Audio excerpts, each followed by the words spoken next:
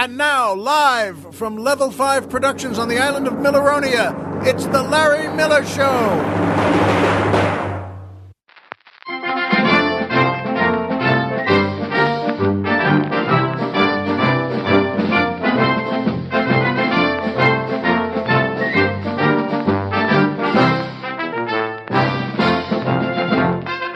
Good evening, Mr. and Mrs. America, and everyone who remembers the greatest steak he ever had.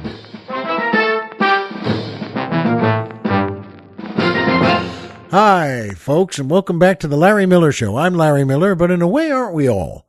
And boy, oh boy, was it beautiful here today. I'm on the mainland, and we're broadcasting from the mainland. We're not on Milleronia, and there's a reason for that coming up.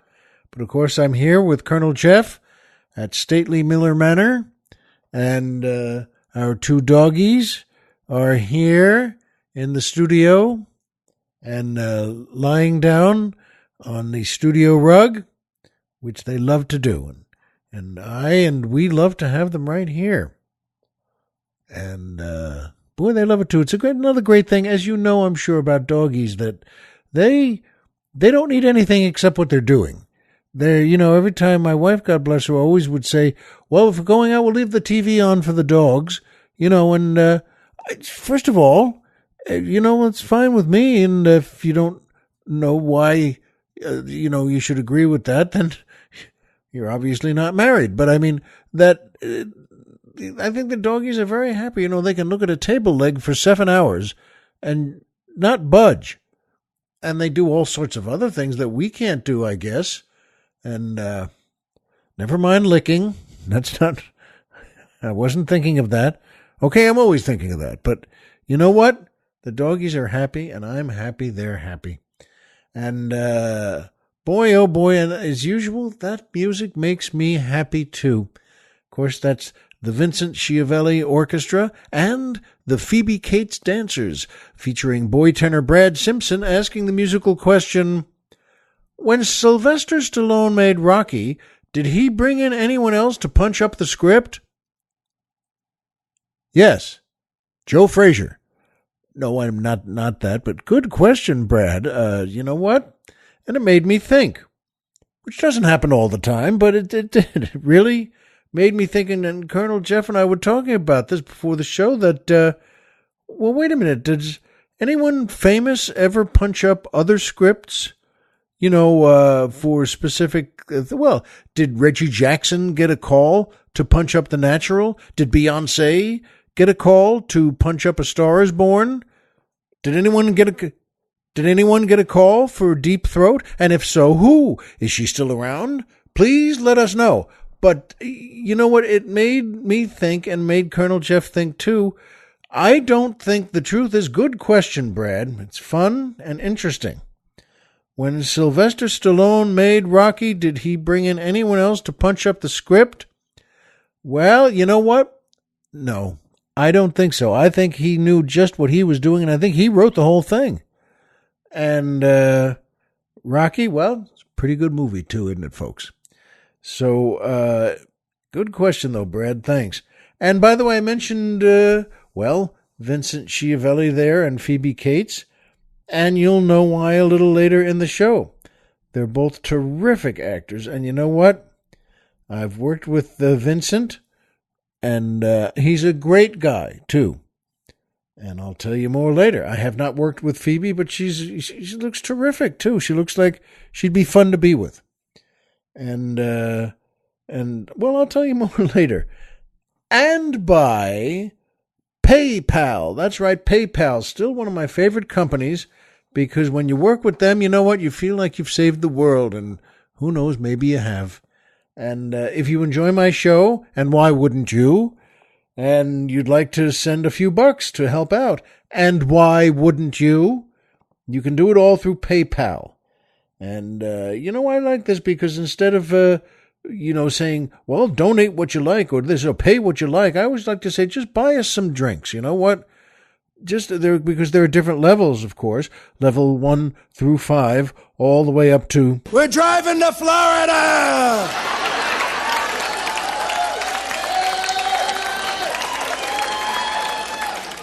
I think that guy who screams yes was the one who punched up Rocky. In any case, though, you know what, though? We can get you to PayPal. That's the point, because sure, you can go on your own. You can go through any computer, will take you there, and your iPhone, anything you have, you can get to PayPal. But let us do it, because all you have to do is go to our website, LarryMillerPodcast.com. Who's on the mountain? Tom Mix.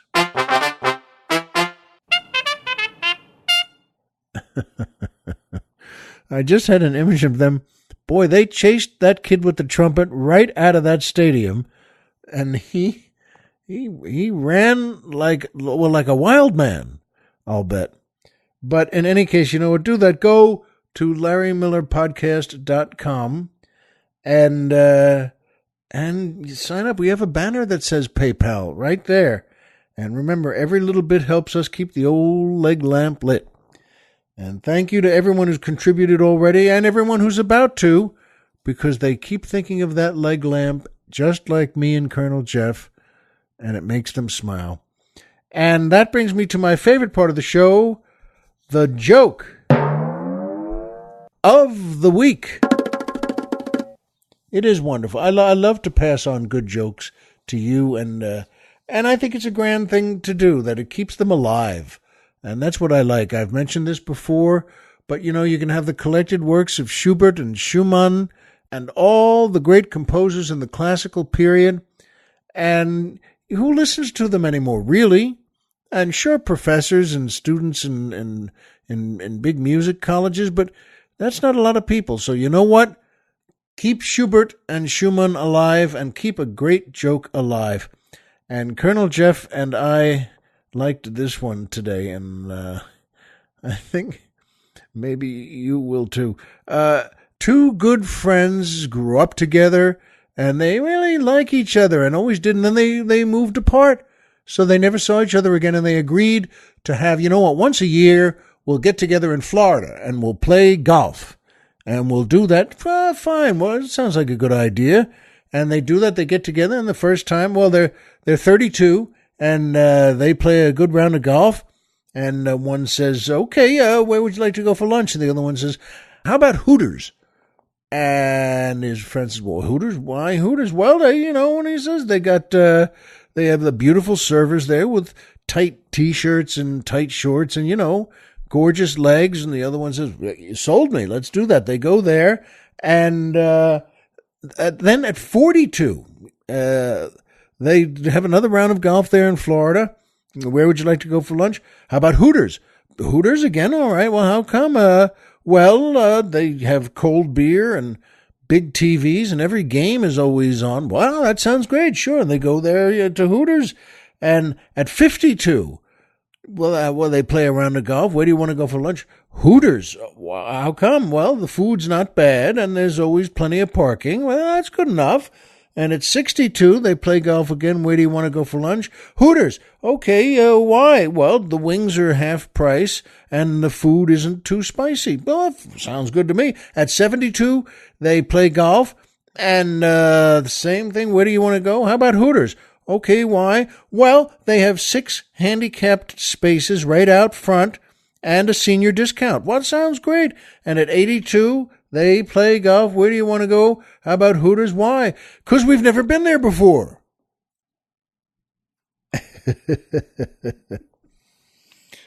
The Colonel and I chuckled over that one, and I hope you did too. And as always, if you like the joke, if you like the joke of the week, keep it alive. Pass it along to friends and loved ones and family. And you know what? I think that's a good thing to do. And that brings me to my second favorite part of the show, the Poetry Corner.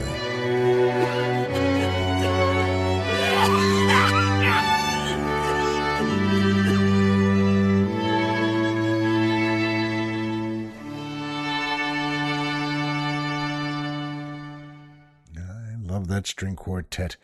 And this is a good poem by a good author, and she's just wonderful. Emma Lazarus, a great poet, an American poet who lived from 1849 to 1887. and is probably best known for The New Colossus, which she wrote, and is the great poem on the pedestal of the Statue of Liberty. And I'm sure you all know that, certainly, at least the beginning. Give me your tired, your poor, your huddled masses yearning to breathe free. She was a great wordsmith. And this one is by her. It's called Success by Emma Lazarus.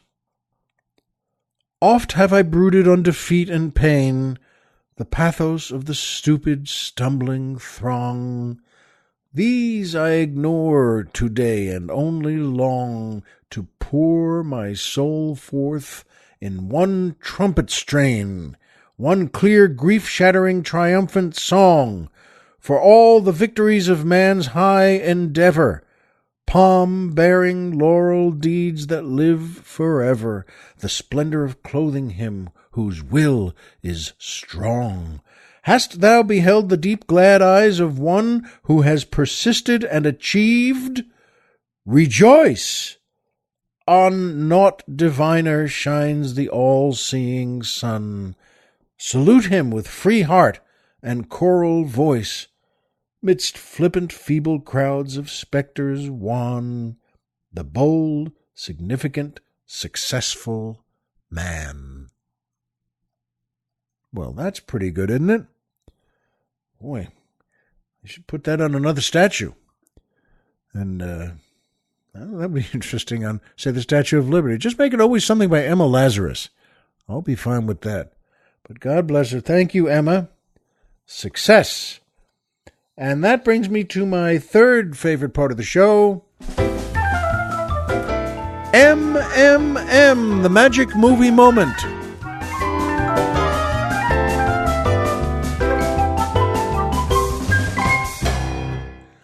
And that is the reason also, well, I put in Vincent Schiavelli and Phoebe Cates, because they're both in this movie, and what a great cast it has. From 1982, Fast Times at Ridgemont High. I'll bet most of you have seen that. And you know what?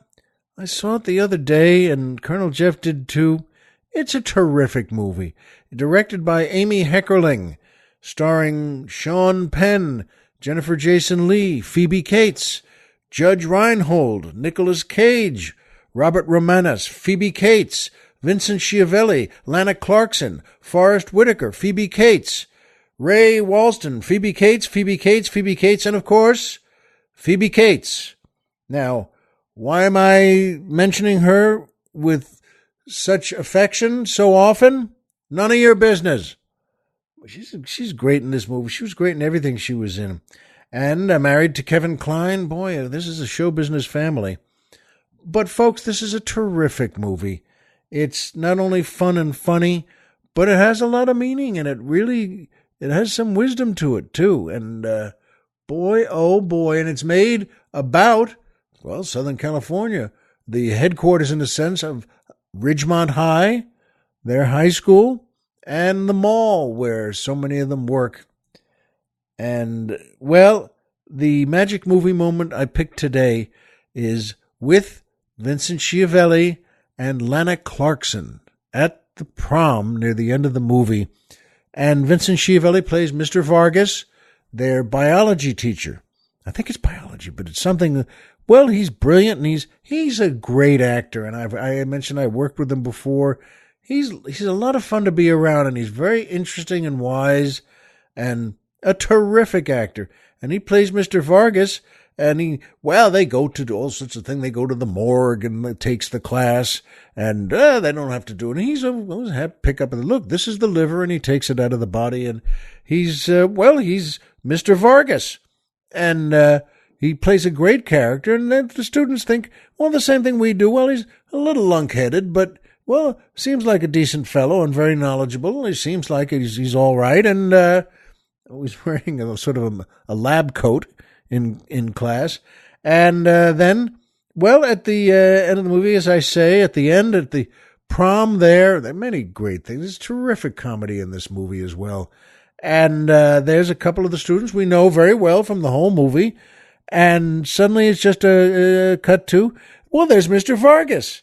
And he came to the prom, too, to say hello, and he's with his wife, Mrs. Vargas, who was played by the wonderful Lana Clarkson, who, in case you don't remember, is just gorgeous and blonde and very sweet and just a killer.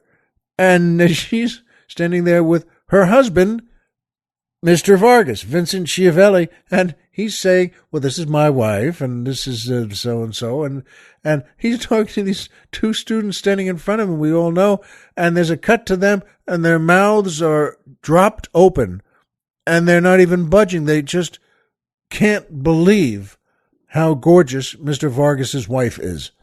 And they look at him a different way. It's just a great comedy moment. It's terrific in a great movie. And you know what, folks? And it's so well done. And do that sometime. See, if you haven't seen Fast Times at Ridgemont High in a while, see it again. Boy, oh boy, it's a terrific movie. And if you've never seen it, you'll be glad you did.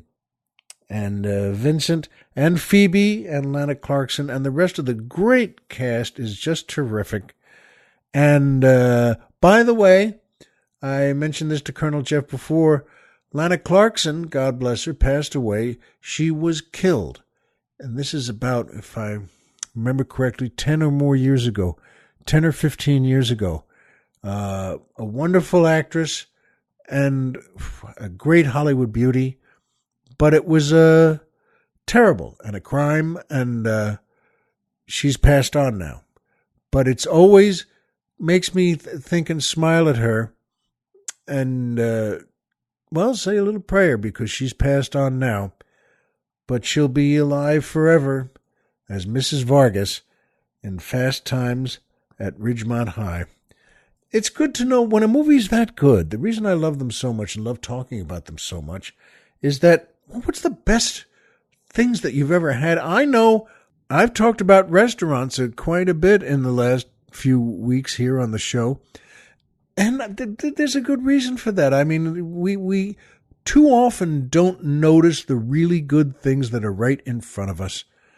And yesterday evening, I said to my wife here at Stately Miller Manor, I said, would you like to go out for a bite for dinner?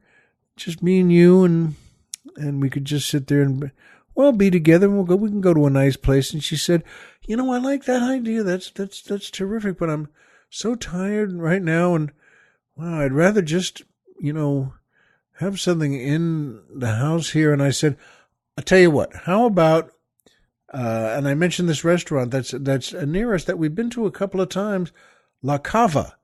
And it was a terrific fellow. Armando owns the place, and it's really a terrific restaurant. And she has a thing there she really likes, the bolognese, the pasta bolognese. And I'm saying that really clearly because I always do that. I don't know about you.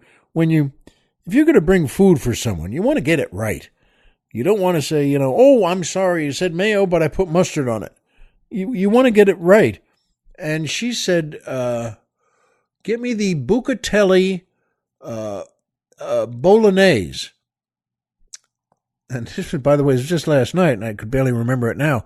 And I said, okay, the bucatelli bolognese. She said the bucatelli is it's spaghetti with holes in it. And listen, this is just what it.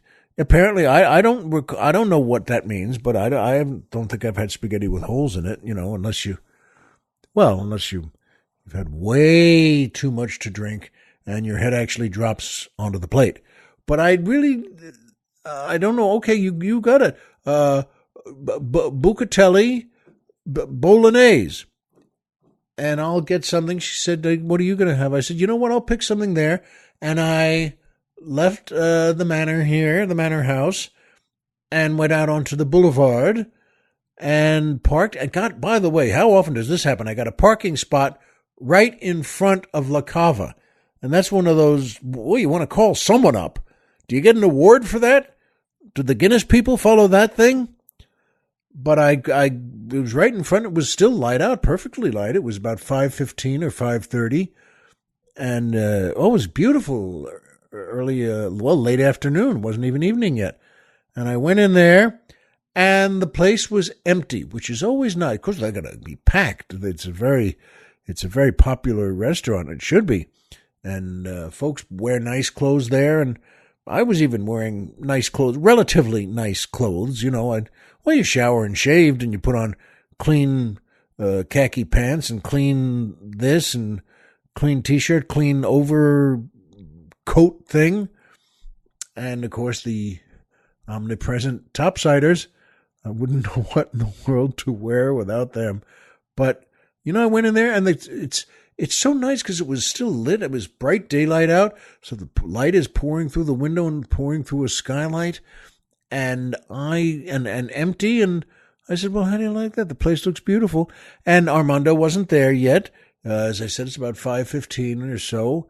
And a terrific guy named Ernesto came up and said, hello, yes, may I help you? And and I said, yes, I want to order some food. I want to take it out to bring to my wife, first of all.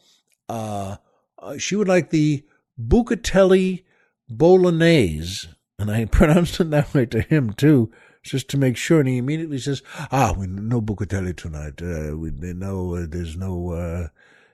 don't have that tonight. And I said, he said, we can make other things as a bolognese. And I said, okay, great. Now I'm in the role of frightened husband. I want her to be happy. I want her to get the thing she wants. And he said, well, we make this, we make it this way, we make it that way. I said, do you like that way? And he said, yes. Well, that is my favorite. He mentioned one. I can't remember the name of it, but he said he's a noodle, a flat noodle.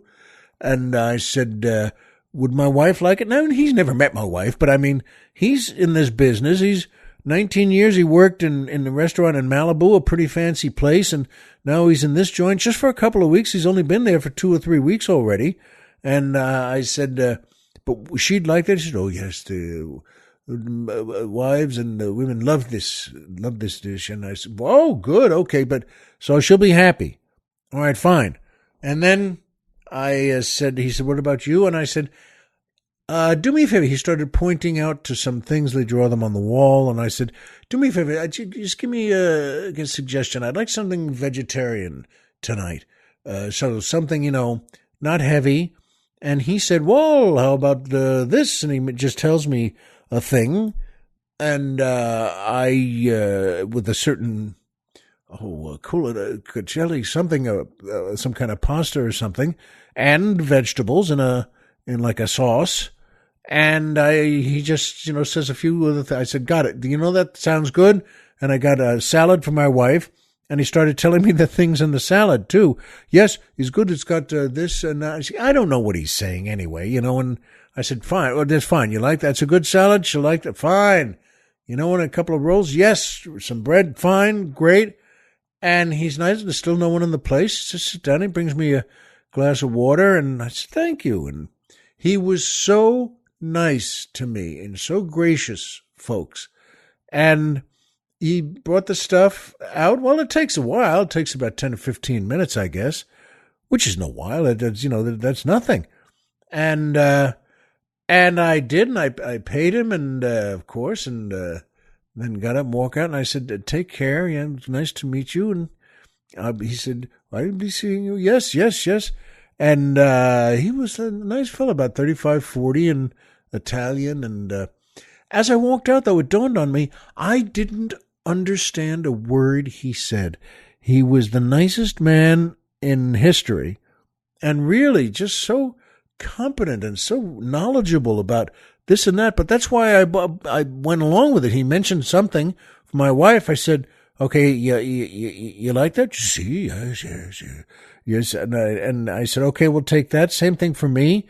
He started describing the salad. Forget about describing the salad. Do you like it? Fine, we'll take that. But I realized, folks, it's another case of I don't understand a word he was saying. He had such a, and he was from Italy, and he had such a, an interesting cultural and romantic Italian accent. And he was, and not a word. But I mean, not a word. And I thought, shouldn't I understand something? And I don't care, I'm not that picky. If he likes it, I mean, he has an honest face and he's very happy and he's a good, sincere, interesting fella there. He likes it, I'll like it. But he could have said, I'll bring you 2 things. If he really spoke fluent English, he just could have said that, and I would have said, fine, done. Here's the credit card. But I remember having the best time there, and I brought it home, and I said to my wife, they didn't have the bucatelli. She said, fine, this is, he made a thing, and he said it was good. She said, I'm sure it's great. And we unpacked it, and she took the lid off and said, oh, this looks great. So fine, she's happy, I'm happy. I uncovered my thing, and, she took hers downstairs to her office, and she can relax and watch TV there, and I ate mine, it was a very thin angel hair pasta, they call it, I think. But it's got a name like Crancacelli or something like that. It's not that, but you know what? I like spaghetti. One of these days, I'm going to go there or some other place and say, do you have spaghetti? Because I just remember that from growing up. Spaghetti. I don't need things that are tubes.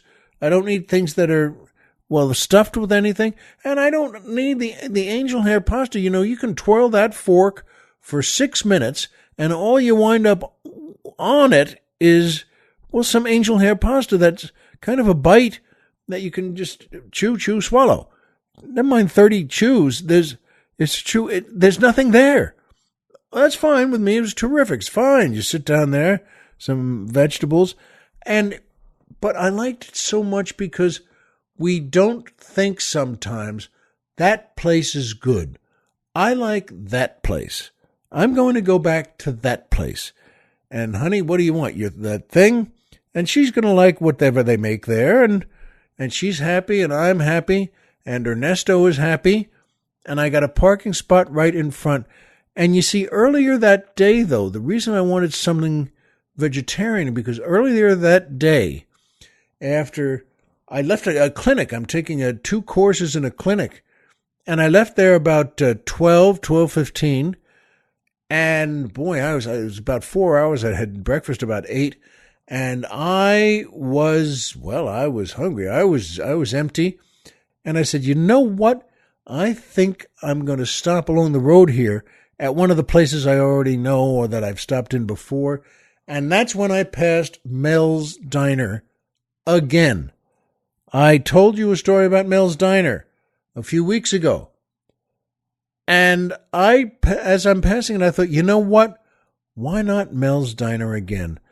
I was happy there and they made terrific food. It's Mel's Diner. They're just a couple. I don't know if they're national. I don't think they are. I think there's just a couple around this area here. And I pulled in and got a spot. They had a terrific valet guy who just points you to a spot. And that's the job. You pull in, thank you very much. And he takes care of just pointing people to spots. And that really helps, And I went in there and I remembered from the time I was there about a month ago. And I said, I think I'll sit at the counter again. I enjoyed that last time. It was such a nice, homey place to be and so comfortable, and I did. And there was no one else at the counter, and I sat there in the same spot I had the last time I was there. And I said, well, let's see. I wonder what I'm pretty sharp set here. I want to get a good meal here. And I wonder what I started to pick up the menu and just glance through it, and then I thought, you know what? I'm going to get the same thing I had last time, which is they have a thing, New York steak, and they just describe it there. New York steak, mashed potatoes with gravy on top, and vegetables.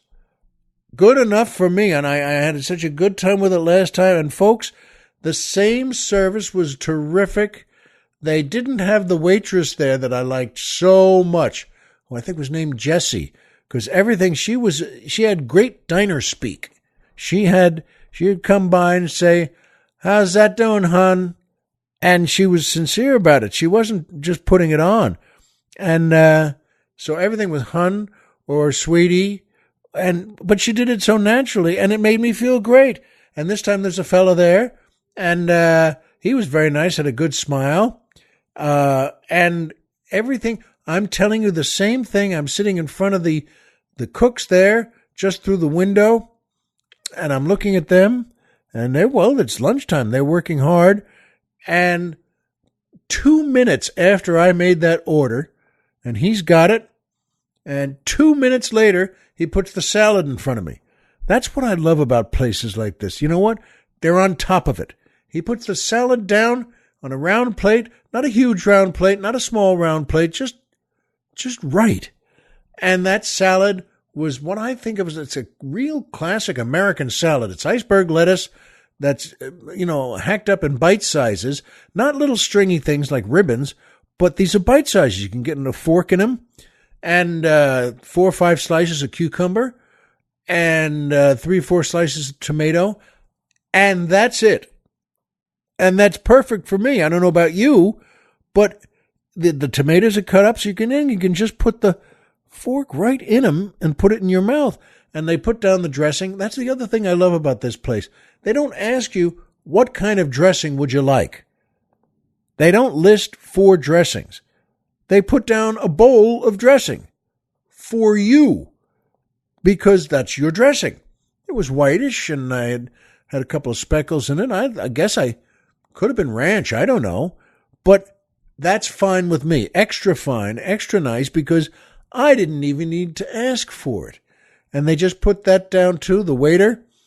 And they've got you got your silverware there, and it's real silverware. It's not plastic. And I'm just sitting at the counter there, and I laced into that salad, and boy, that was good, just right. And then the guy comes by, same guy, says, you want a drink, a soda or something? I said, and I got a Coke, which I had last time, big Coke in a big glass. I mean, it's wide. It was like the thick end of a Louisville Slugger baseball bat, and with plenty of ice. And he put down a dinner roll with one of those pats of butter from the fridge. But this place doesn't keep it in the fridge. It's not frozen, which I like also. Now it's on a roll-sized plate. It's just right. And I used my fingers to kind of rip that open and put the pat of butter, doing the thing I never done. I haven't done in years, where you just take the little paper off the top of the butter and pick up the pat of butter and slide it across the bread. I didn't even need a knife. I just slid it across the open part of the bread, and I could have spread it around, and I looked for the knife, and I thought, oh, the heck with it. And I just closed the bread back up again. That was good enough for me. And he, sure enough, 3 minutes after he put down the salad, folks, he put down the plate, and it was done and wonderful. A New York steak, medium rare. Now, this is not a 3-inch steak that was just horrifying because it's too big, and not a fancy restaurant steak. This was good, so much better. Just about an inch thick, I guess, or less than that, 3/4 of an inch. And, boy, done just right. Medium rare. Looked beautiful. And a mound of mashed potatoes with gravy on them, and some vegetables all on the same plate. It's a square plate, and I was as happy as a clam. I'm telling you, I tore into that. I cut a piece, had a bite, and he set down that big glass of Coke. And, folks, what do you need? I don't know what you need. I can tell you what I need. That. I had the same meal, and I had a bite of this, and I wasn't rushing through it. I thought, this is terrific. And the whole price, by the way, is 1/10 of what you'd pay in a fancy restaurant. And this food was terrific. And I got through that. I went through that steak. Well, I figured I could, leave part of it over. It wasn't huge, but it wasn't small. And I thought I'd take some of it home. And then I thought, boy, the heck with it. This is really good. And I ate the steak, and I only wanted a forkful or two of the mashed potatoes, but then I ate the mashed potatoes because they were terrific. That gravy was great. And he put down, by the way, some A1 steak sauce And again, didn't ask.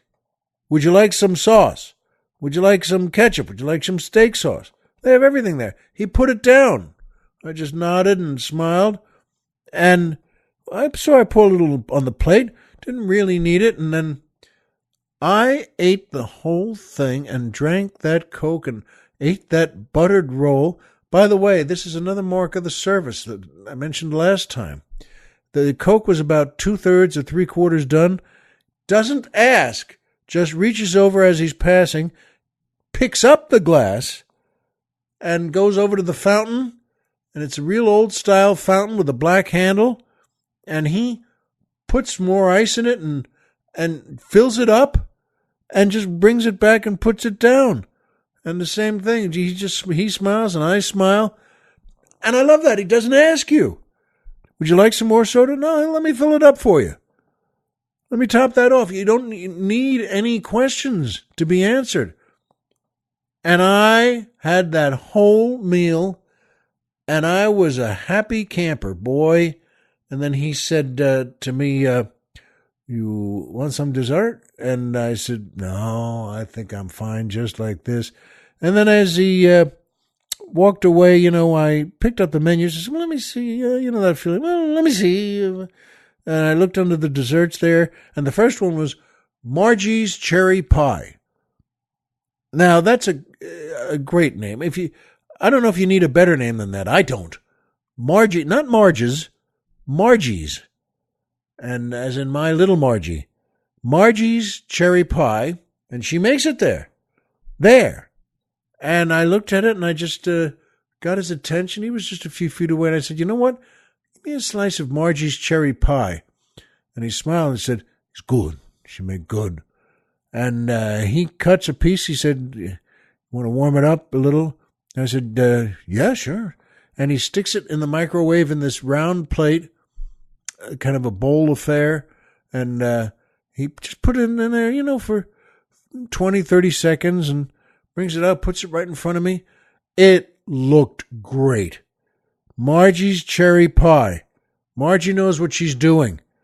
And I had, again, just wanted a bite or two. And then I took those bites and I thought, oh, this is terrific. And I wasn't stuffed. I didn't hurt myself like, like you, like me, that with the way we all do with Thanksgiving sometimes, where it's too much, it's crazy. And this was just right. And I had that cherry pie, the whole piece of cherry pie. And by the way, it wasn't a killer piece. It wasn't done to be like for tourists or say. It was just the right size.